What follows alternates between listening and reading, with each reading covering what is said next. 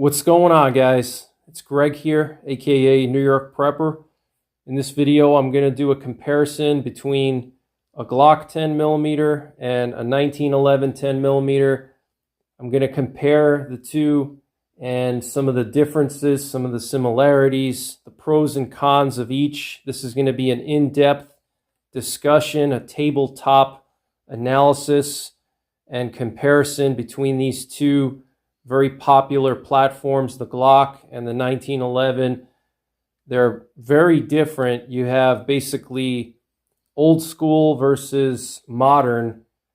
And I think with the rise of the 10mm and the popularity, especially for outdoorsmen, I think it's worth to compare these two and do a detailed discussion, especially for those of you guys out there who are looking into buying a 10mm, but you're not sure which platform to get. Do you get a Glock? Do you get a 1911? Do you get something else?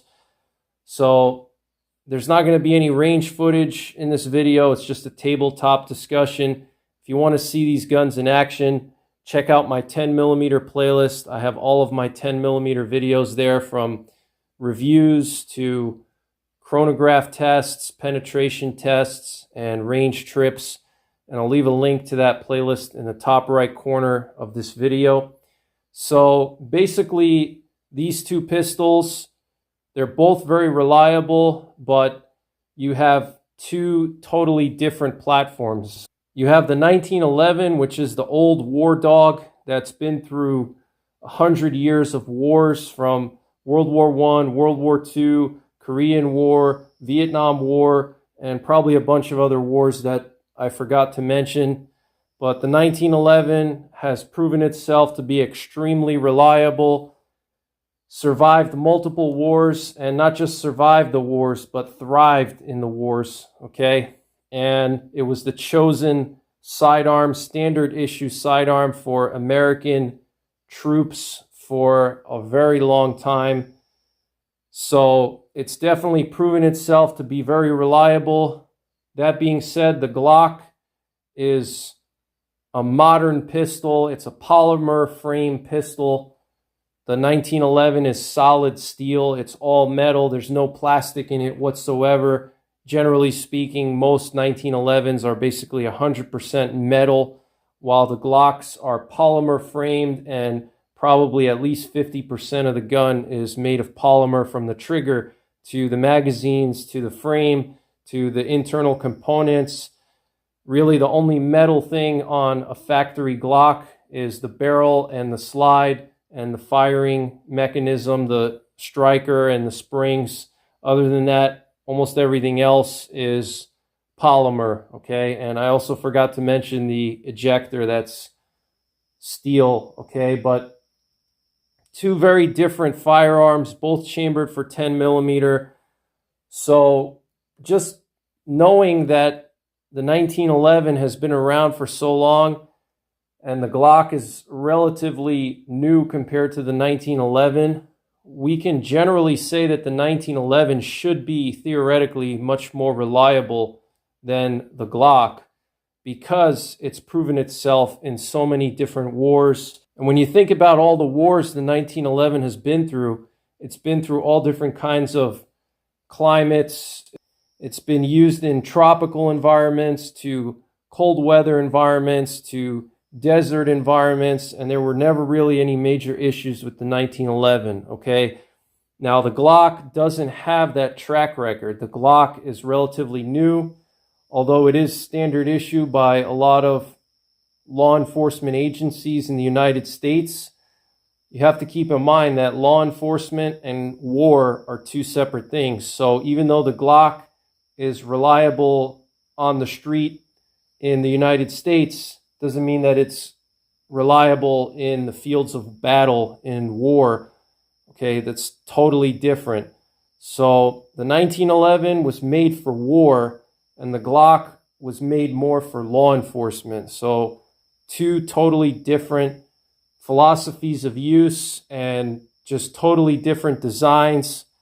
So, you know, just knowing that alone, theoretically, the 1911 is more reliable, in my opinion, Generally speaking, it should be more reliable. Now, the 1911s can be more finicky than Glocks. All right, Glocks have looser tolerances. 1911s have tighter tolerances, which is good and bad. Because the 1911 is built with tighter tolerances, that means that it has better lockup. Everything about the gun is just better. You know, the rifling is better. All the internals are just better made, okay, better quality and better accuracy. So many other things you can talk about. So that's a huge advantage to the 1911, but that can also mean certain issues that arise with 1911s, failure to feed, failure to eject. They can be pretty finicky with magazines and the feed ramp and the angle of the magazine and different things. So 1911s sometimes require a little bit of fine tuning to get them to really truly be fully reliable, versus Glocks are reliable right out of the box because they're made with such loose tolerances. They're basically like an AK-47 for pistols. They have such loose tolerances that you can feed it any kind of ammo and it should feed, it should eject, it should extract. It's not finicky about different types of magazines. So that's kind of just a general comparison.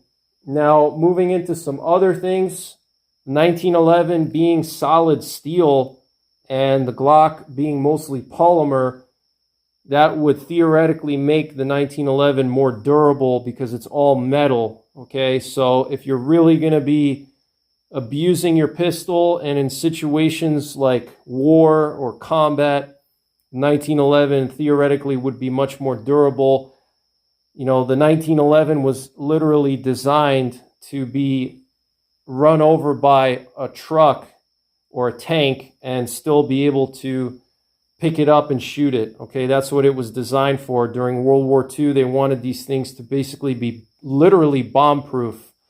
And so 1911s, at least the original 1911 designed by John Browning, just designed to be bomb-proof, literally bomb-proof, okay? Glocks, on the other hand, not really designed for that. They're designed more for being able to feed and eject very reliably for law enforcement situations where you may have an attacker that's drawing a gun on you and you're very close quarters and you're by yourself. Let's say you're a street cop and you're searching a building and some guy's charging at you with a butcher knife. You want to make sure that your gun can feed the rounds and extract the shells and kick them out. So Glocks designed more for feeding, extraction, and ejection and reliability in that department, not so much being crazy durable, because durability is not a super duper concern for law enforcement because they're not going to be running over their Glocks with a tank. And if they do, they can just go to their armorer and get a new pistol the same day, and it's not a big deal. Versus if you're in combat, you drop your pistol on the ground, you run it over by accident, you back over it with your truck or something, and you crack the frame, and you're, 50 miles away from the nearest armorer, you're behind enemy lines somewhere.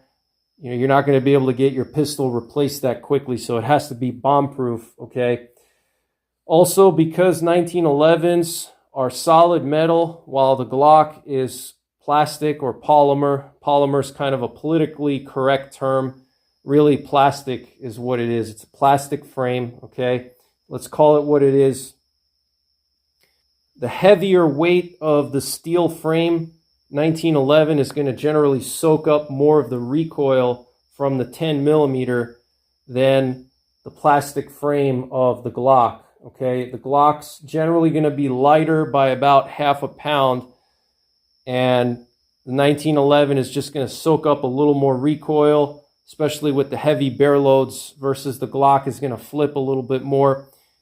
And by the way, these two pistols here, I have the Rock Island Armory 1911 10 millimeter. This is the TAC Ultra HC threaded. This has a 5.5-inch barrel. 16 round capacity. And then on the left, we have the Glock 20 4.6 inch barrel, and that has a capacity of 30 rounds or even more. So another big difference here is the capacity. Okay, Glocks are always going to have more capacity than 1911s. There's all different kinds of magazines you can buy with different capacity. Here, for example, I have a 30 round magazine for this Glock 20. Okay, 30 rounds of 10 millimeter, guys. That is just absolutely insane. That's a lot of firepower, guys. 1911, you're going to max out at 16 rounds with the Rock Island double stack. If you get other brands, you're going to max out at 8 rounds usually. So that's a consideration. The Glock is generally going to have more capacity than a 1911. This particular 1911 is unique because it does have that double stack magazine, 16 rounds, but most 10 millimeter 1911s are going to have a single stack, which would be an 8 round capacity. Okay, so capacity is going to go to the Glock. Feeding and extraction and ejection should theoretically go to the Glock because of the looser tolerances, but the 1911, if it's properly tuned and broken in, it's going to be just as good as the Glock. Durability, hands down, goes to the 1911. If you drop it down a cliff, it should still work. Glock, on the other hand, might break, might crack. If you run it over with a ATV or your car, the Glock might crack on you, okay? So another huge difference between the 1911 and the Glock is that 1911s, you have a dual safety mechanism, and then you also have hammer fire versus striker fire, and that's a huge debate, and I'm not going to really get into that in this video, but generally speaking, a hammer fired pistol, although it's an older technology, is more reliable and more robust than striker fire, and you can search the internet to figure out why that is, but generally speaking, a good quality hammer fired pistol is going to be much more robust and much more reliable than striker fire. So 1911 wins in that department. But you have multiple safety features. Number one, you have the hammer. Okay, if you don't cock the hammer, then it's not going to fire. So that's a safety feature right there. You have a grip safety here. Okay, so your hand has to go around the grip in order to engage the grip safety. If you don't engage the grip safety, you're not going to be able to pull the trigger, okay? So you got the grip safety, you got the hammer, and then you also have an ambidextrous safety here. So that's an advantage in my opinion. It makes it more safe. It makes it more user controllable versus the Glock has no safety really. The only safety it has is it just has this little trigger safety here, and it's not really a robust design because it's literally just a little piece of plastic in the trigger. You see there's a little piece of plastic that moves on the back side of the trigger, and that little piece of plastic prevents the trigger from going back. Okay, as you can see, when you push down on the trigger safety, it moves that little piece of plastic there, so then it clears the trigger housing, or the trigger guard rather, and you can squeeze the trigger, okay? So generally speaking, Glocks are very safe. I've heard of very few situations where people have shot themselves with one.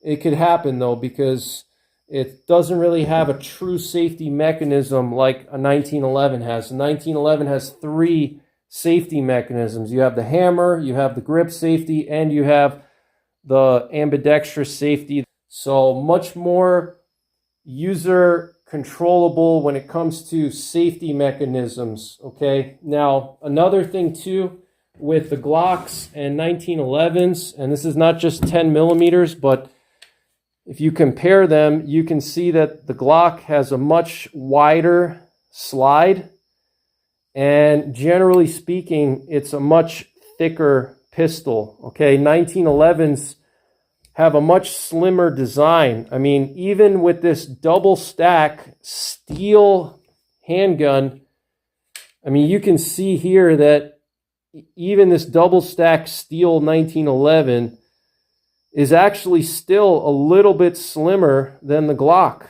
Look at the grip here. Okay, you can clearly see that the Glock is a little bit fatter than the 1911, okay? And this is a double stack. If you have a regular single stack 1911, it's going to be much more slim. It's going to be as slim as the slide here. So for some guys, that's going to be an advantage because a slimmer pistol is generally more comfortable to carry, especially all day long.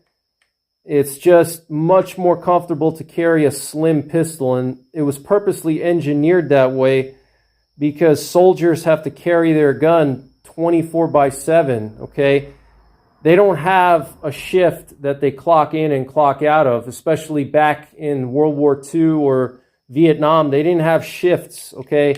They were constantly on, all right? They didn't have a punch-out card that they could just punch out, take their pistol off, hang it in a locker, and they're done for the night, you know? It doesn't work that way in war, okay? You have to carry your gun at all times. So they wanted a pistol that was comfortable to carry all the time, and a slimmer pistol is just much easier to carry. It's more comfortable. It doesn't take up as much space on your belt and on your kit. So that's an advantage to the 1911, okay? It's slimmer. It's a slimmer design, all right? So that's another advantage to the 1911. Another thing too with the slides is that most Glock slides do not have knurling on the front of the slide, so it's not as easy to rack from the muzzle end, okay? Versus the 1911, you got knurling towards the front here, so you can rack the slide either by pulling on the rear or pulling on the front. It just gives you more options there, okay?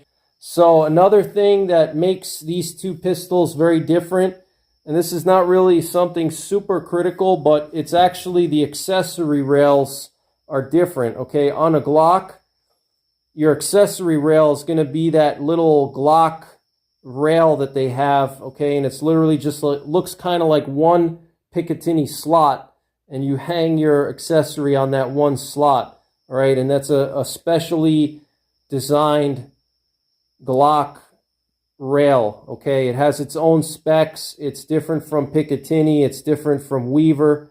So to me, that's a drawback because you need special accessories that will fit the Glock rail, okay? And that's not interchangeable with other rails. So for example, this light right here that I have a recoil lug in there that fits the Glock spec rail, okay? If I want to take this off and put it on my 1911, I can't do that unless I take a screwdriver, remove the Glock recoil lug, put in a Picatinny recoil lug, and then put it on my 1911. So it's not interchangeable with other common rail systems, okay? It's a proprietary rail designed by Glock.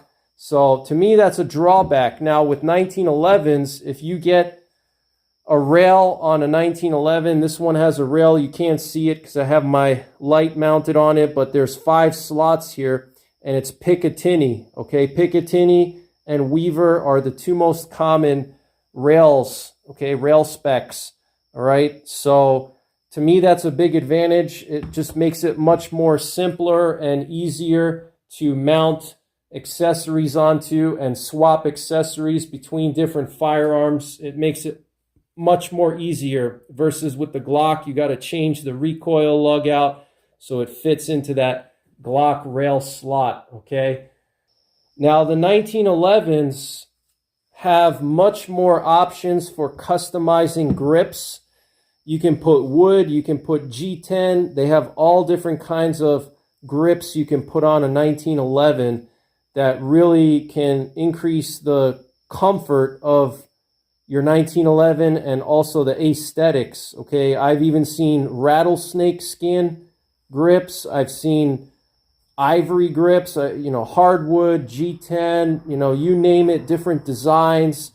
You can have different knurling. I mean, sky's the limit, you know, whatever your imagination is and whatever material you can find.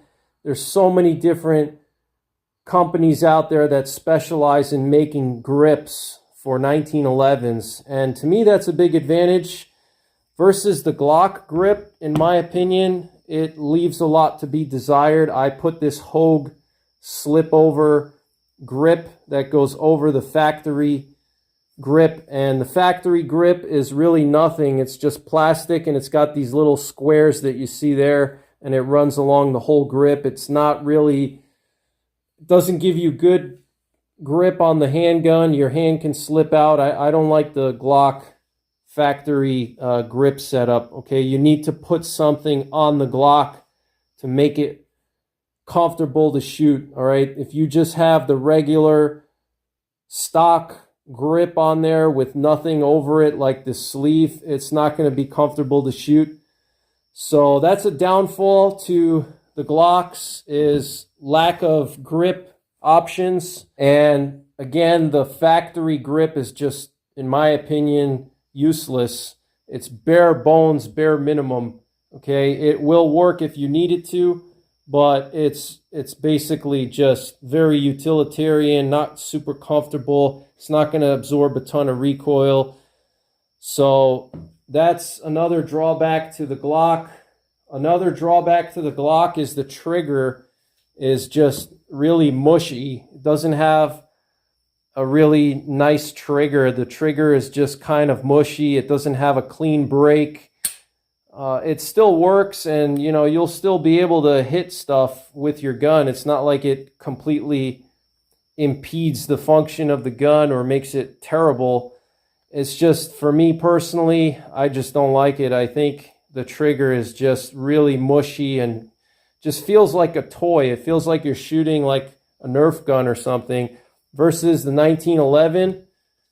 When you squeeze that trigger, it's got a nice crisp break. It feels like a rifle trigger, basically.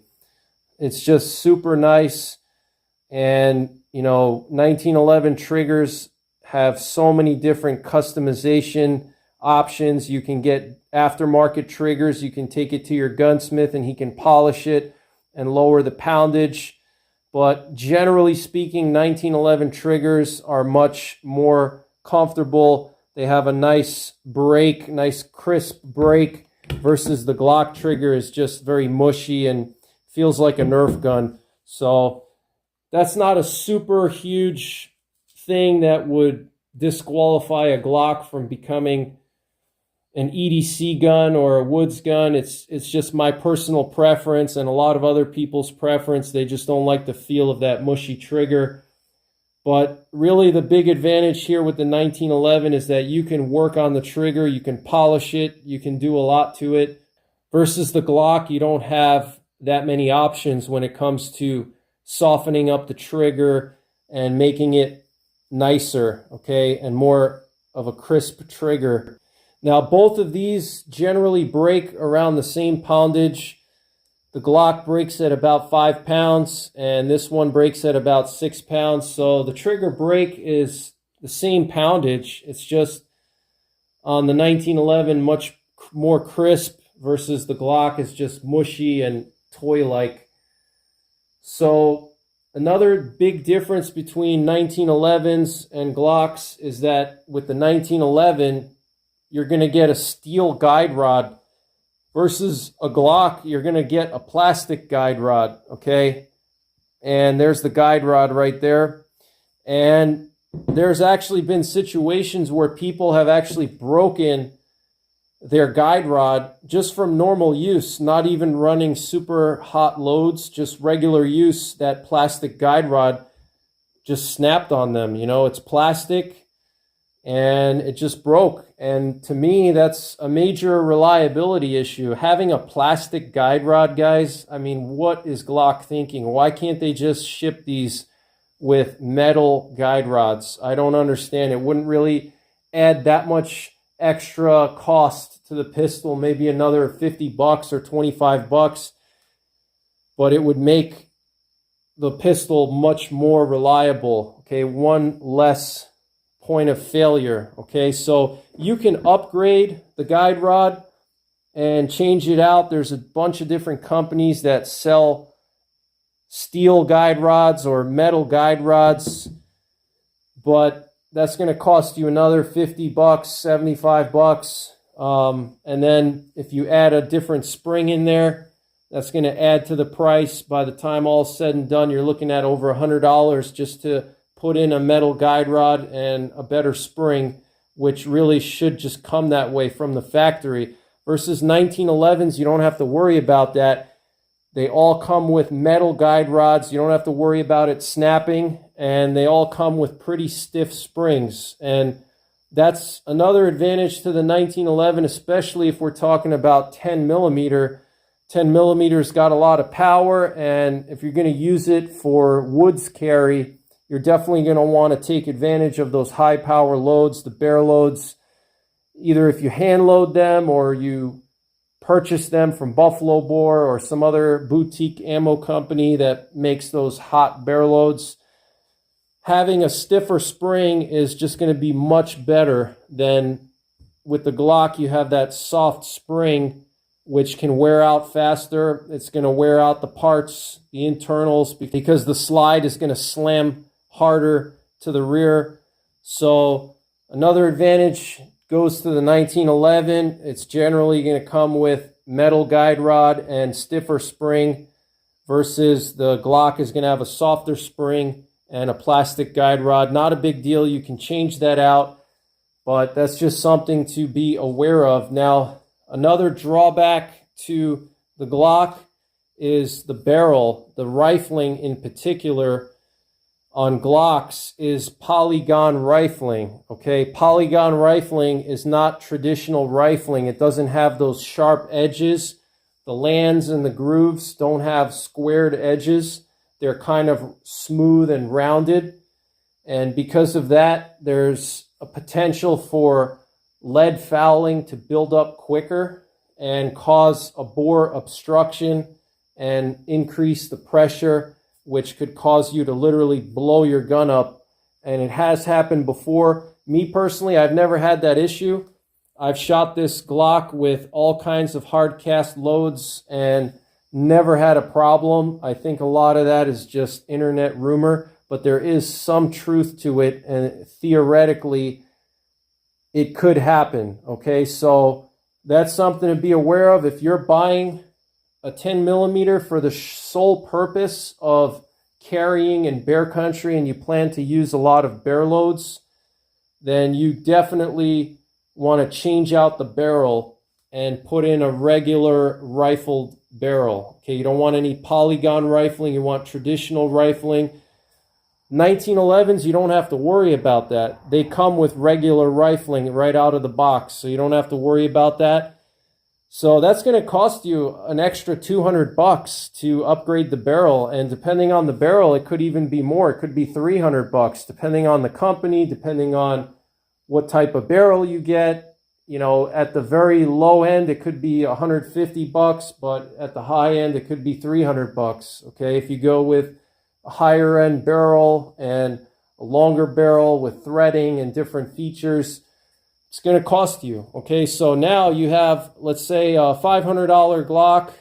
You're going to add $100 for the guide rod, and then you're going to add $200 for the barrel. That's already $800. Okay, that's pushing the same price as a 1911. All right, so you might as well just go with the 1911 because it's better in a lot of other areas. But again, some people just love the Glock because it's simpler. There's no safety mechanisms. You just literally squeeze the trigger and that's it. You know, I have a buddy of mine who's been in law enforcement for 20 years, and he always told me that Glocks are idiot proof because literally it's super simple. You just put a magazine in, rack the slide, and squeeze the trigger. There's not much really to think about, okay? Versus 1911s, you got the hammer, you got the grip safety, you got ambidextrous safety. There's so many more things going on with a 1911. It's more complex. It's more like a rifle. versus the Glocks. Just super simple. And you know, if you're somebody that doesn't want to dedicate the time to learning something, perfecting something, you just want something that you can shoot with minimal training and minimal effort, then a Glock is definitely the way to go. Looser tolerances also mean that you're going to have more forgiveness when it comes to different types of bullets and things like that. So what I'm going to do now is I'm going to take these guns apart and show you the internals, and we'll compare the internals. One thing about taking down is that Glocks are super simple to take down in the field. It's really very, very simple. You just have this takedown thing here. Okay, you just pull down on this and it just slides right off. Versus 1911s, depending on what kind of guide rod you have. If you have a full-length guide rod, it's going to be a little more tricky to take down in the field. It's still easy to take down in the field, but you need a little pin that you can put into the guide rod to hold the spring back so you can slide the guide rod out and separate the barrel from it. So generally speaking, the Glock wins when it comes to takedown in the field and ease of maintenance. 1911, a little bit more complicated. It's not as simple, but it's not super complicated either. It's not something that's hard to learn and super hard to do, okay? But the Glock, again, very, very simple, idiot-proof, as my friend says. So I'm going to take these guns apart and we're going to take a closer look at the internals and compare the differences between the internals. All right, guys, so I want to share some of the internals of the Glock 10mm and the 1911 10mm and compare them. First of all, let's start with the slides. Look at the difference in slide thickness, okay? The Glock is much more thick and takes up more real estate than the 1911 slide. All right, huge difference in thickness. And that makes a difference if you're going to be wearing your 1911 on your hip all day long. Much more comfortable than a Glock. A Glock is pretty fat, okay? It's very wide. But let's look at the guide rods here. So you can see the stainless steel full-length guide rod on this Rock Island versus the 1911 guide rod is plastic, and it's actually pretty flimsy. Okay, you can actually bend. You can bend the guide rod. I mean, look, see that? It's actually bending. It's flexing. Okay, so you can see that little flex there, and that's what causes these to break sometimes. So if you do plan to buy a Glock in 10mm, you definitely want to replace this guide rod, especially if you're going to be carrying it in bear country. You don't want to be on a 2-week backpacking trip in Alaska and have your guide rod snap on you and you're miles and miles away from any kind of civilization. So that's a big negative in my opinion. So let's just look at some of the other internals here. One of the things that you'll notice is that the extractor on the Glock is exposed, okay, versus on the 1911 it's concealed. And that makes a difference in reliability, okay? Again, going back to the design of these two pistols, 1911 designed for World War II and multiple wars. Glock designed more for law enforcement, okay? Law enforcement, you're not going to be crawling through bushes and rolling around in mud usually. Okay, 1911, you're in war. Think about World War II, the trenches, you know, parachuting out of a plane, you know, marching for 100 miles. You don't want that extractor to be exposed because stuff can get in there. Okay, this little hole there, you can get grime in there and it can affect the extractor. This part can rust. You can get snow, ice, debris, sand, dirt, even just particles from your holster. If you have a leather holster, you can get pieces of leather stuck in there.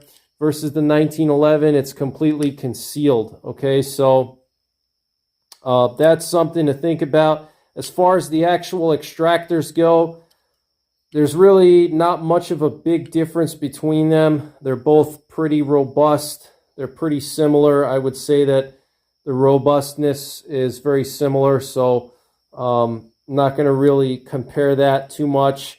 But really a big difference in these two is the ejector. Okay, this is one area that to me is just very concerning about Glocks. The ejector is just super tiny. Look at that ejector, guys. I mean, it's just a tiny little piece of metal there. And these ejectors have actually snapped on people, okay? Again, if you're carrying this thing in bear country, you're on a backpacking trip, you don't want to find out when you're 100 miles from civilization and surrounded by grizzlies that your main backup sidearm broke the ejector, okay? You know, it's just not really that robust. It's really small, and you know, for normal use it shouldn't fail, but you know, it has. Okay, these ejectors have broken in the past. Versus the 1911, the ejector is a bomb-proof design. Okay, it's not a little tiny piece of metal sticking out like this. Okay, you have this whole ejector here. It's part of the frame itself. Okay, look at that thing. All right, so that's the ejector. This little square piece right here, that's the ejector. Okay, that's what ejects the casings. All right, and just look at how thick it is, how robust it is, and it's literally part of the frame itself. So there's just no chance that it's going to break off. Okay, look at that thing. It's just super thick. Look at how thick that is compared to the Glock. It's really just a huge difference in my opinion. Okay, so hands down, winner in that department is the 1911. Other than that, you know, you got this plastic frame, which I'm really not a big fan of. You know, the plastic frames, I understand that they're lighter. The plastic frame weighs literally nothing, but it flexes. If you ever watch a high-speed video of Glocks when they're shooting, the whole frame flexes under the recoil. I mean, look at this. Look at this, guys. I mean, I'm just using 2 fingers and that frame is flexing. I just don't feel comfortable trusting my life to something like that, especially if I'm, you know, taking this thing into the woods far away from civilization. If this is just for home defense or something like that, no big deal. But you know, I just don't feel comfortable with that.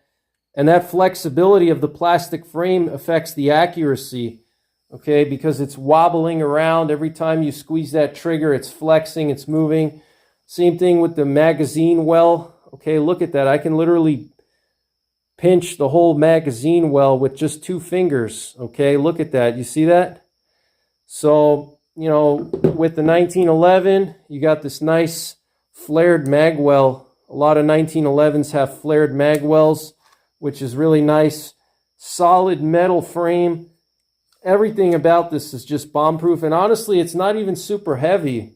It doesn't really feel super heavy, but it will add like an extra ½ a pound. Now, another thing I want to show you guys when it comes to the tolerances with the 1911, you got this nice rail here for the slide to engage, okay?